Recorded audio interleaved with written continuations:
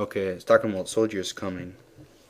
If you look previously, it's a warning to Israel. It says, "The appearance of them is as the appearance of horses, and as horsemen so shall they run. Like the noise of chariots upon the tops of mountains shall they leap, like noise of a flame of fire that devoureth the stubble, as a strong people set in battle array. Before their face the people shall be much pained, all faces shall gather blackness. They shall run like many men, they shall climb the wall like men of war. They shall march every one of them his ways, and they shall not break their ranks. Neither shall one thrust another. They shall walk every one in his own path. And when they fall upon the sword, they shall not be wounded. They shall run to and fro in the city. They shall run upon the wall. They shall climb upon the houses. They shall enter in at the windows like a thief. The earth shall quake before them. The heavens shall tremble. The sun and moon shall be dark, and the sun shall withdraw their shining. And the Lord shall utter his voice before his army, for his word is very great, for he is strong that executeth his word. For the day of the Lord is great and very terrible, and who can abide it? So it's again talks about soldiers like insects, and the sun and the moon getting dark, and the earth shaking. This isn't literal. This happened to. Well, it's literal in that soldiers actually did come, but it uses figurative language of fire going before them, and the Garden of Eden ahead of them, and desert behind them. It says that in verse 3, a fire devoureth before them, and behind them a flame burneth. The land is as the Garden of Eden before them, and behind them a desolate wilderness, yea, nothing shall escape them. So he uses this extreme figurative language to show God's judgment. So verse 7, in chapter 9 it says, "And the shape of the locusts were like unto horses prepared unto battle, and on their heads were crowns of gold, and their faces were like the faces of men. And they had hair as the hair of women, and their teeth were as the teeth of lions. They had breastplates, as it were breastplates of iron, and the sound of their wings was the sound of chariots of many horses running to battle." Joel says, "The appearance of them was as the appearance of horses, and horsemen shall they run. Like the noise of chariots on top of mountains shall they leap. And the noise of a flame of fire that devours the stubble." Joel uses the same language. Verse 10, "They had tails like unto scorpions, and there were strings in their tails, and their power was to hurt men 5 months." And the 5 months thing, that was also in 5, verse 5. 5 months was how long between when grasshoppers' eggs were laid until they hatched. So it just means from the time it starts to the time it ends. Just the whole period of time, from the beginning to the maturation of it. And then the scorpions too. One of the passages we looked at where it talks about the bees, of the Lord whistling and tossing, they shall also be like a scorpion. So that's found in there too. Okay, in 11, "And they had a king over them, which is the angel of the bottomless pit, whose name in the Hebrew tongue is Abaddon, but in the Greek tongue hath his name Apollyon." I didn't look it up, but there's a passage in I think it's Isaiah where it talks about them making a covenant with hell, and a covenant with the destroyer, in the Hebrew Abaddon. So it's just God's turned that again on them, saying that it's like, oh no, we're not gonna die. We made agreement with death. It can't touch us. And God's saying the same thing, that they're coming against him. That's destruction. Excuse me. A lot of people apply this to Satan, and I think it could apply to Satan, but at the same time, it's more just a personification of death or destruction. They use that same throughout the Old Testament as well. Okay, 12. One woe is past, and behold, there come 2 woes more hereafter. And the 6th angel sounded, and I heard a voice from the 4 horns of the golden altar which is before God, saying to the 6th angel which had the trumpet, Loose the 4 angels which are bound in the great river Euphrates. And the 4 angels were loosed, which were prepared for an hour, a day, a month, a year, to slay the 3rd part of men. And the number of the army of the horsemen were 200,000, and I heard the number of them. Okay,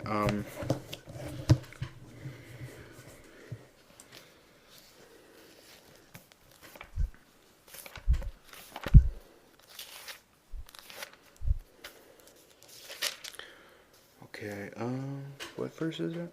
That's 16. And Psalm 68.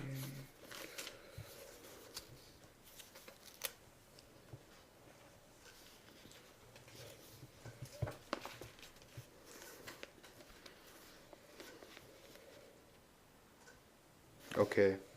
Look at Psalm 68:18. 17, sorry, 68:17.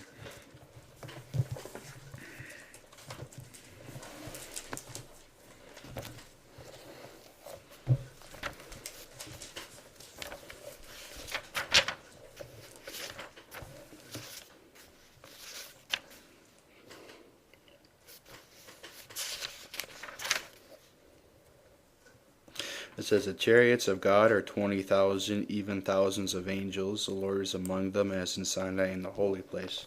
And then the New American Standard Bible says, the chariots of God are myriads, meaning thousands, thousands upon thousands. And it says, no footnote, literally twice 10,000, which of what it says is, which also says in Revelation, it says 200,000, thousand, twice 10,000. And it says, the New American Standard says in Revelation 9:16, the number of the armies of the horsemen was 200 million, and I heard the number of them. So I think it's a reference back to Psalm 68:17, just talking about the chariots of God or his angels, and again it references back to the Lord is among them, as he was in Sinai in holiness. So I think it's again going back to Mount Sinai, the Mount Sinai judgment, with like in Revelation 4, talking about the voices, thunderings, and lightnings, and Paul says we haven't come to that type of mountain, and that's reserved for the Jews who have disobeyed God, because we haven't come to that. Okay, so 17. And I saw the horses in the vision, and them that sat on them, having breastplates of fire and of jasper and brimstone, and the heads of the horses were as the heads of lions, and out of their mouths issued fire, smoke, and brimstone. 1 Chronicles 12:8.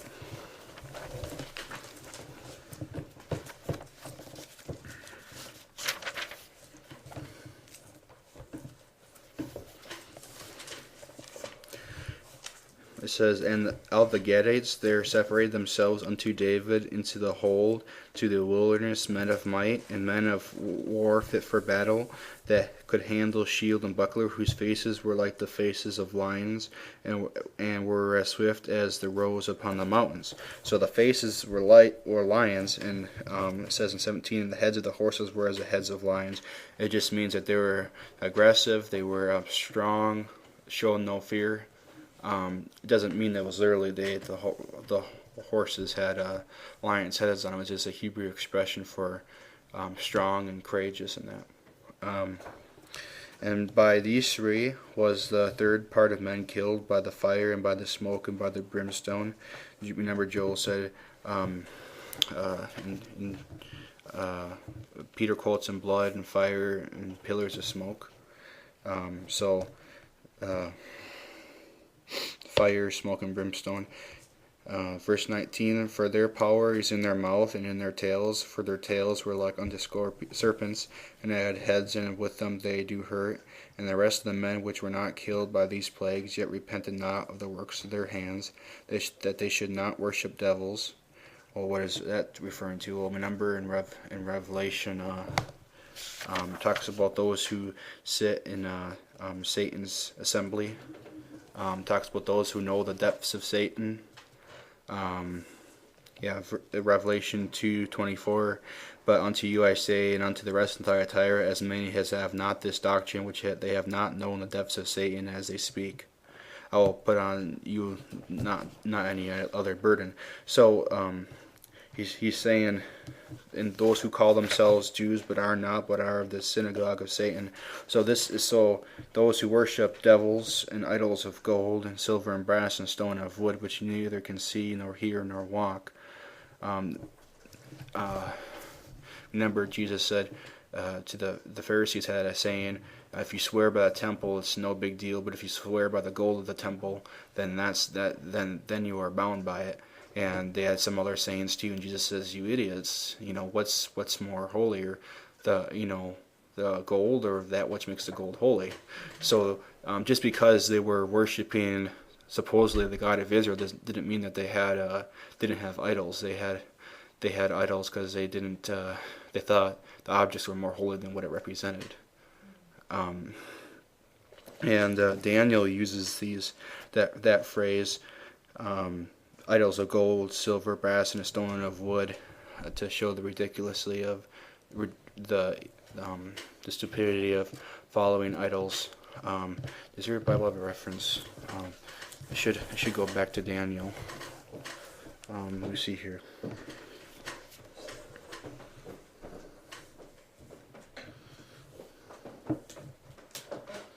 In Daniel 5:23.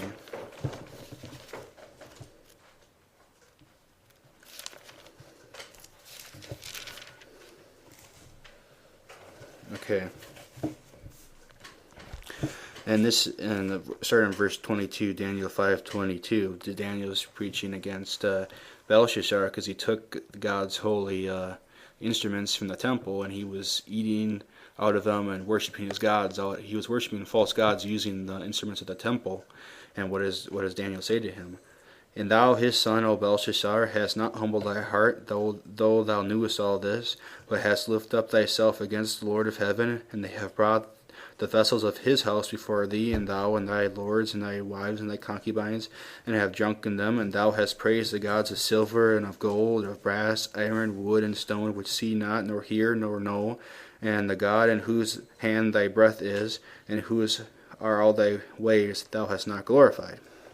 So that phrase that John uses in Revelation, that they did not turn from worshiping devils, idols of gold, silver, brass, wood, and stone, is not talking about a pagan culture. He's talking about using the instruments of the temple, which they held to for wrong reasons. They weren't worshiping the true God. They were holding on to that. They were holding on to the objects, and they were using those objects. So they were worshiping gods of their own making, a god in their own image. And it says, "Neither they repented of their murders, nor of their sorceries, nor of their fornication, nor of their thefts." The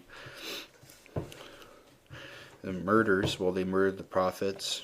Sorceries, that a lot of times when they cast out demons, they would use what they call sorcery.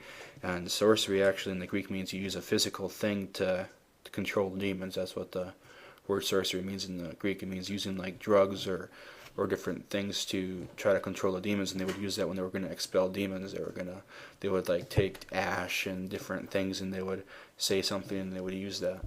You actually find that in the Apocrypha in the book of Tobit, which is witchcraft and sorcery. But they actually goes in depth how you get rid of a demon by burning a heart and taking the ash and that. So the Jews at that time commonly did that. Nor their fornication. They did do that. Like when they brought the woman before Jesus, and they said, she was caught in the very act. Well, whereas the guy that did it too, they should both be stoned to death. So, nor of their thefts. So, that's the end of chapter 10. Chapter 9. I'm sorry, I was a little bit. When I first started, I was a little bit fuzzy, but it got better over time. But yeah, so.